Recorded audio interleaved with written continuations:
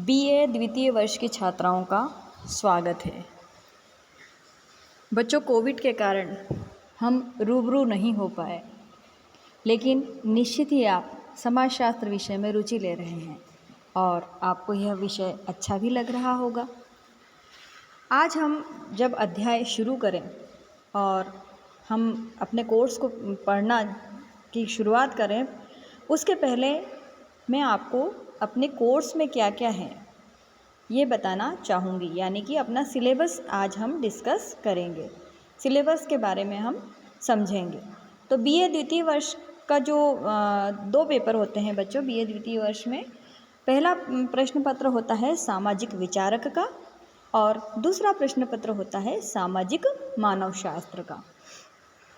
तो अभी हम बात करते हैं प्रथम प्रश्न पत्र की, यानी कि प्रथम प्रश्न पत्र सामाजिक विचारक।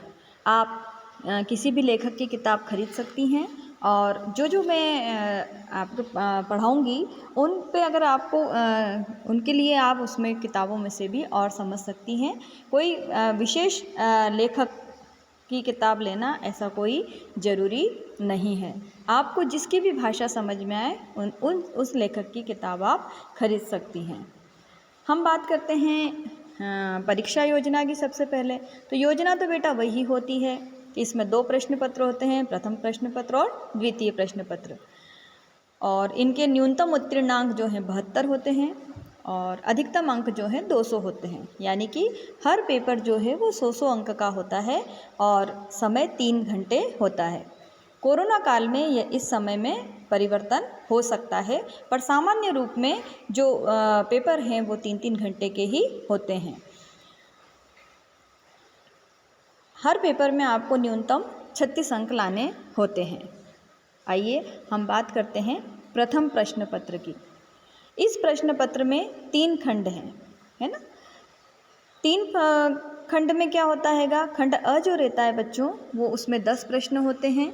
हर इकाई से 2 लघु प्रश्न लेते हुए कुल 10 प्रश्न होंगे और हर प्रश्न का उत्तर लगभग 20 शब्दों में हमें देना होता है। और जो खंड अ होता है वह 10 अंकों का होता है। खंड जो ब होता है इसमें प्रत्येक इकाई से 2 प्रश्न लेते हुए कुल 10 प्रश्न होते हैं।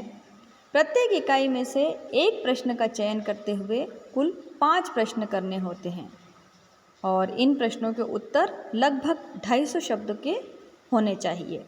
और इसके जो खंड अ जो है ये कुल 10 अंक का होता है, खंड ब जो है वह 50 अंक का होता है। तीसरा जो खंड होता है वो होता है खंड स। इस खंड में 4 प्रश्न वर्णनात्मक होते हैं। वर्णनात्मक यानी जिनके उत्तर हमें विस्तृत रूप में लिखने होते हैं और जो सभी इकाइयों में से दिए जाते हैं। पर ऐसा नहीं है कि एक ही इकाई में से चारों प्रश्न दे दिए जाएं।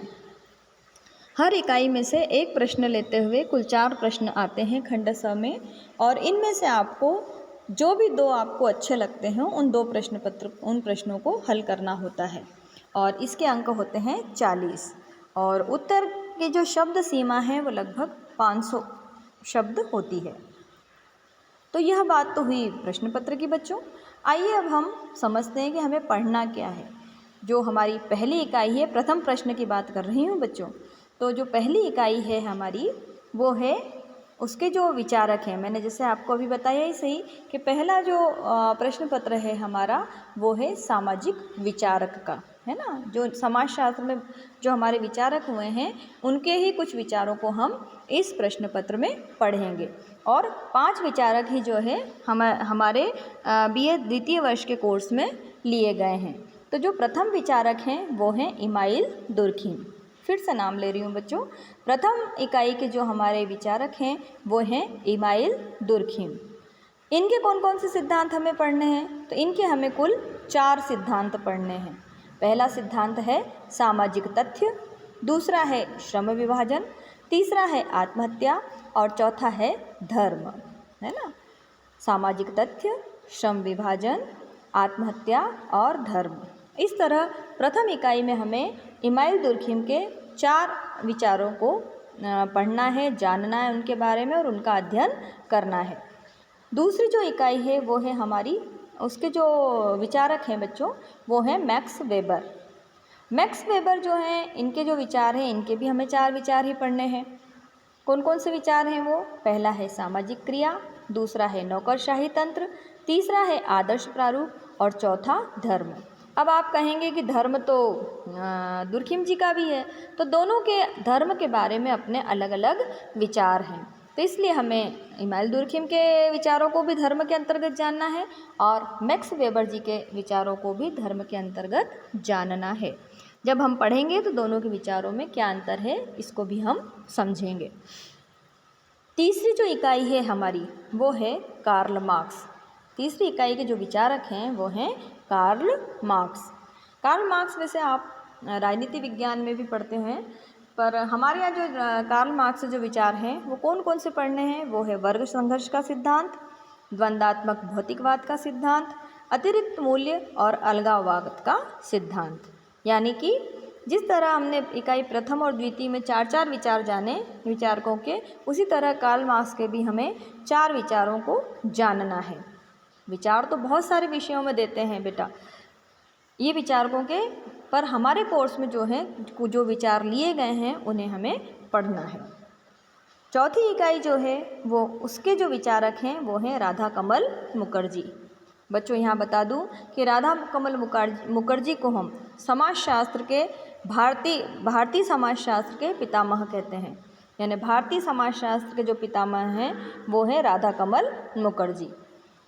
समाजशास्त्र के पितामह तो आप जानते ही हैं, मैंने आपको प्रथम वर्ष में पढ़ाया भी था कि अगस्त कॉम्ट जो फ्रांसीसी विचारक थे वो समाजशास्त्र के पितामह कहलाते हैं। तो भारतीय समाजशास्त्र के पितामह राधा कमल मुखर्जी के विचारों को हम जानेंगे इकाई 4th में, है ना, चौथी इकाई में हम इन्हें जानेंगे। इनके कौन कौन से विचार हैं आइए इन्हें भी हम जान लें। तो इनके जो विचार हैं वो है सामाजिक मूल्य का सिद्धांत, सामाजिक परिस्थितिकी विज्ञान, सामाजिक विज्ञानों का सिद्धांत। तो इस तरह जो है हम ये इन विचारों को विस्तृत रूप में जब इकाई 4थी पढ़ेंगे हम, तब हम इन्हें इन विचारों के बारे में समझेंगे और जानेंगे।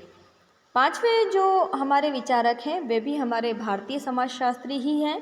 इनका नाम है G.S. घुरिये, गोविंद सदाशिव घुरिये। इनके विचार जो हैं वो उन्होंने जाति, वर्ग और व्यवसाय और सामाजिक तनाव, इन विचारों को हम जो है इकाई 5वीं इकाई में हम इन्हें पढ़ेंगे, समझेंगे और जानेंगे।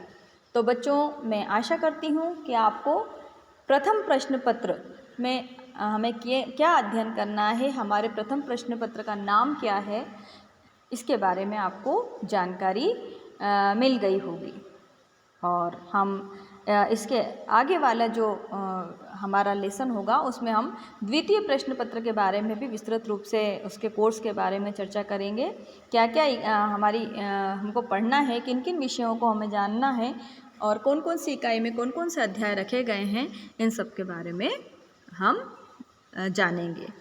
ठीक है बच्चों, तो आशा करती हूँ आपको प्रथम प्रश्न पत्र में क्या पढ़ना है ये अच्छे से समझ में आ गया होगा।